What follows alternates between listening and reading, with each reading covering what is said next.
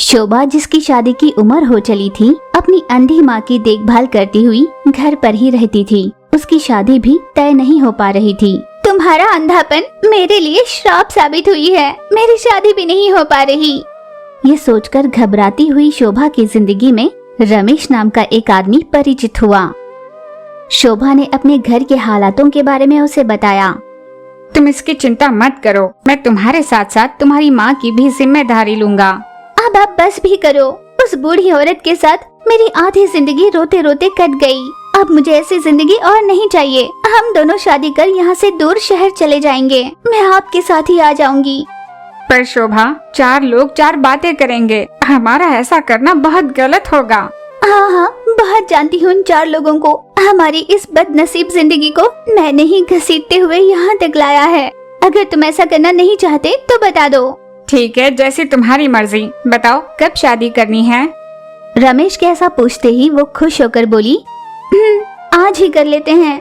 उसी क्षण उन दोनों ने मंदिर में जाके शादी कर ली। अपनी माँ को बिन बताए ही शोभा अपने पति के साथ गांव छोड़कर शहर चली गई। उधर अंधी माँ अपनी बेटी के वापस लौटने की राह देख रही थी।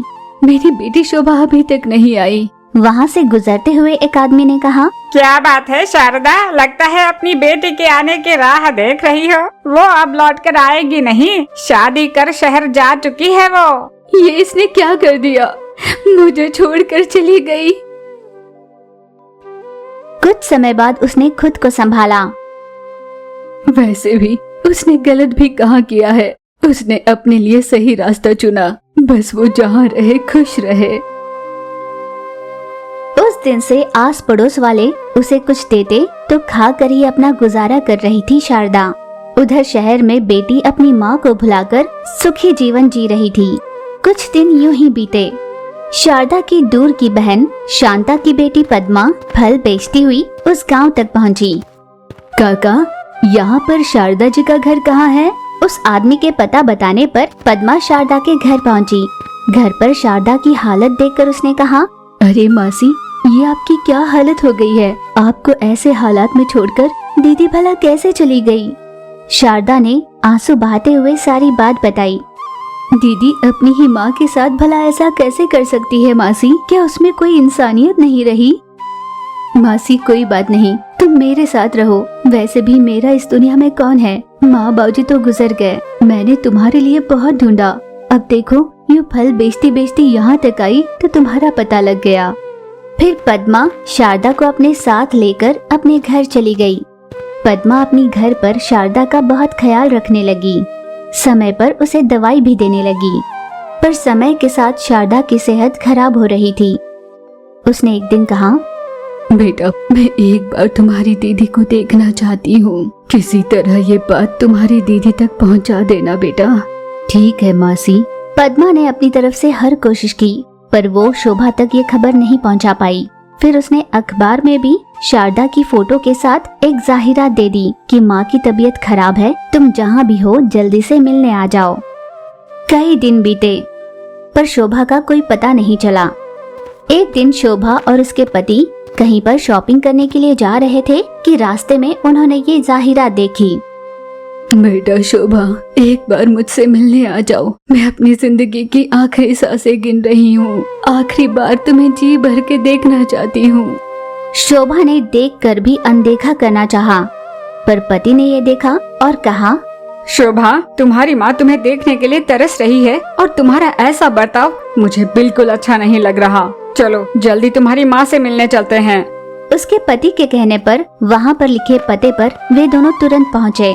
पद्मा बोली, दीदी तुम आ गई।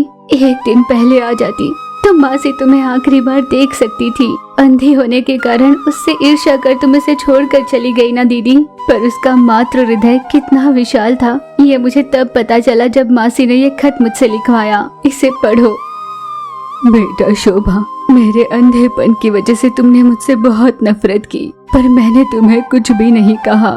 पर आज भी ये सच में इसलिए बता रही हूँ कि कम से कम मरने के बाद तुम अपनी माँ से नफरत ना करो। तुम्हारे पिता शराबी थे।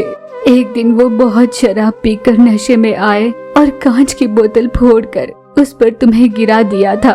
तुम्हारी दोनों आंखों में कांच के टुकड़ों की जाने की वजह से तुमने अपनी दोनों आंखें खो दी। तुम जिंदगी में अंधी बनकर ना रह जाओ, इसलिए मैंने अपनी आंखें तुम्हें दे दी बेटा।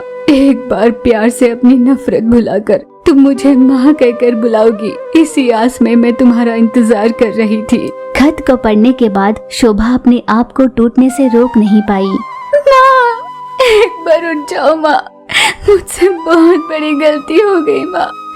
माँ उठ जाओ माँ, एक बार उठ जाओ, मुझे माफ कर दो। पद्मा और शोभा के पति उसे सांत्वना देने की कोशिश कर रहे थे। दीदी तुम अब इतना रो रही हो, काश कि तुमने अपनी माँ का ध्यान रखा होता तो वो आखिरी पलों में खुश हो सकती थी। पद्मा ने भी उसकी गलती का उसे एहसास कराया। वो अपनी गलती को सुधारना चाहती थी, इसलिए अपनी बहन पद्मा को भी अपने साथ ले गई।